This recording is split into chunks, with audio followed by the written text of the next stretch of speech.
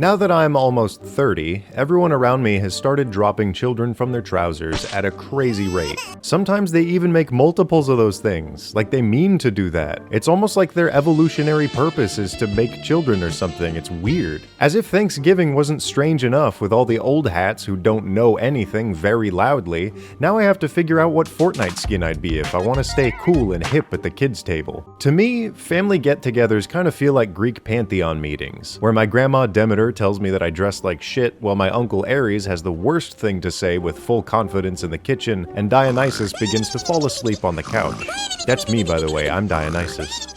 Anyway, I recently learned that the gods also sometimes have kids that for some godforsaken reason aren't gods themselves. Today we're talking about Empyreans, the snot-nosed, half-god, fully divine, fit-throwing frat house scions of the Divions that make no sense to me whatsoever. Instead of being weird, broken families from the land before time, or the creators of the world that they govern, D&D gods are kinda like weird governments whose members were given the stamp of divine approval by Ao.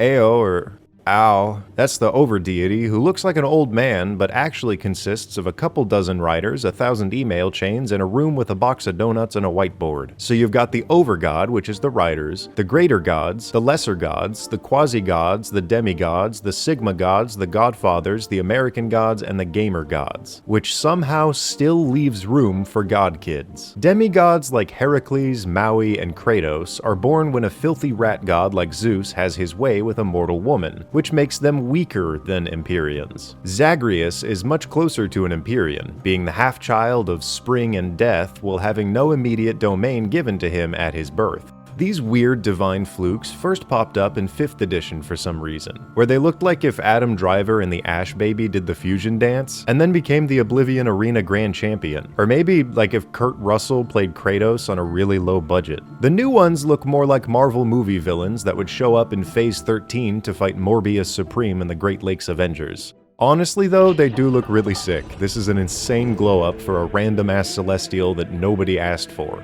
Empyreans would drop out of the bellies of gods as huge, statuesque titans of profound beauty, not represented here, and overwhelming emotional instability.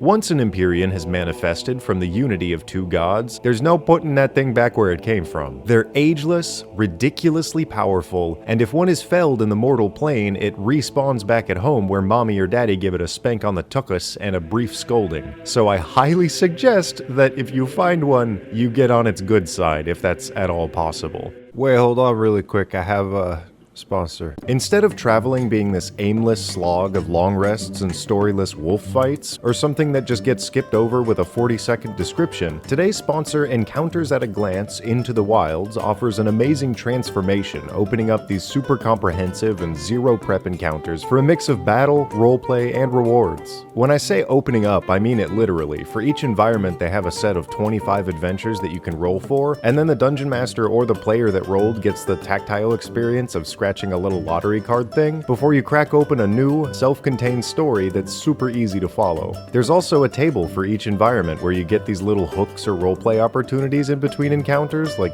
waking up grumpy, which I do every day. I think it's an awesome idea, presented in a fun, engaging, and effortless way, and if you want to back it, just click the link below.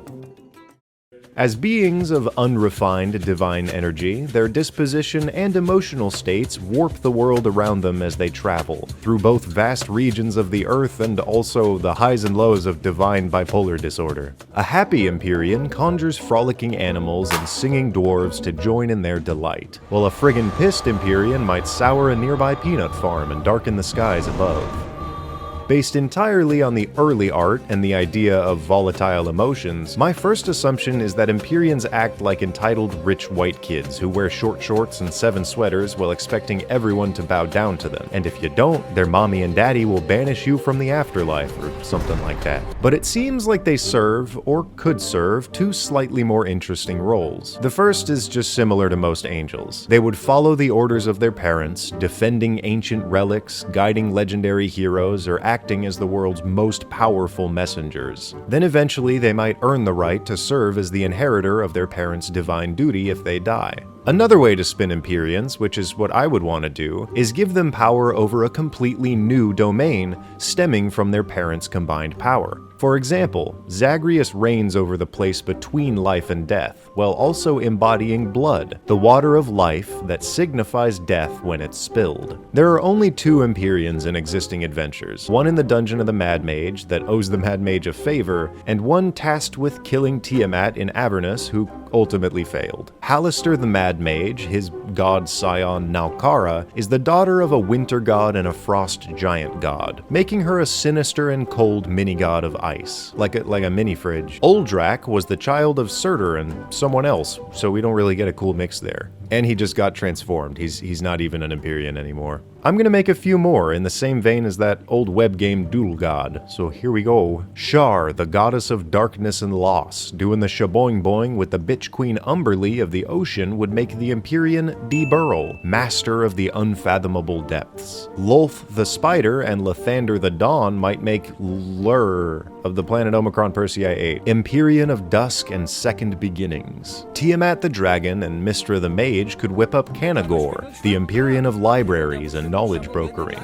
2 out of the 3 of those make no sense because I picked random alignments. More likely than not, an Empyrean is going to be the child of 2 good deities. Originally, an evil Empyrean would have to be twisted by forces from the lower planes. It's me, the devil. I'm here to convince you to do sin. But now they can be born from them. As a Titan creature, their challenge rating is insane enough to only warrant endgame material yet again. I wish we had like 50 more monsters within the challenge rating range of 1/2 to 3, because that's where 90% of the games actually get played. These Tantrum Titans get the classic kit and caboodle of legendary resistance, a big fucking stick to hit you with multiple times, and a mega kill you beam. But Empyreans also have a nice little spell pool. The old style ones could mess with firestorms and rupture the earth or walk on water, but no more. It's actually pretty funny, they started with volatile emotions, but in the update they were given the spell Calm Emotions. It's like they patched Empyreans with magical therapy. They also get water breathing, which is... Why the fuck God gotta breathe the air? Why they gotta eat? What the fuck? If they're immortal, they shouldn't be able to starve or die by pillow smothering. Why? They can also only speak with their parents once per day, which is hilarious. It's like their phone service is limited because their parents don't want to fucking talk to them. The legendary action Bolster is pretty cool, although it allows a massive godlike monster with 340 hit points to gain a whopping 10 more per turn. If it's repeating, that can get annoying. So in a fight, they'll bum rush the battlefield, probably levitating all over the place, bashing the shit out of people, either stunning them or blasting them with extra damage, shooting god lasers all over the place, while sometimes slamming the ground to knock everybody prone. And if they die, they might just plane shift back from heaven or hell in a minute and keep the fight going until they win or until their parents call a timeout. Fuck fighting that. There is one extra type of Empyrean for no reason whatsoever, called an iota. Where a child is born either as hope manifested or a complete accident, an iota is an idea that just floats out of the back of a god's mind. The only reason the writers actually made these things is so that Empyreans could be joined by floating specks that cast healing word and shoot little beams so that they look really cool. It's D&D 2025, so the lore in the book is that they exist and that they look cool. I mean, the word iota just means a real small. That's how much thought was put into these floating thoughts, and that's how much energy I'm gonna put into closing this video out. So go ahead and like, subscribe it, like 2 more times, hit the taco bell, and bedtime.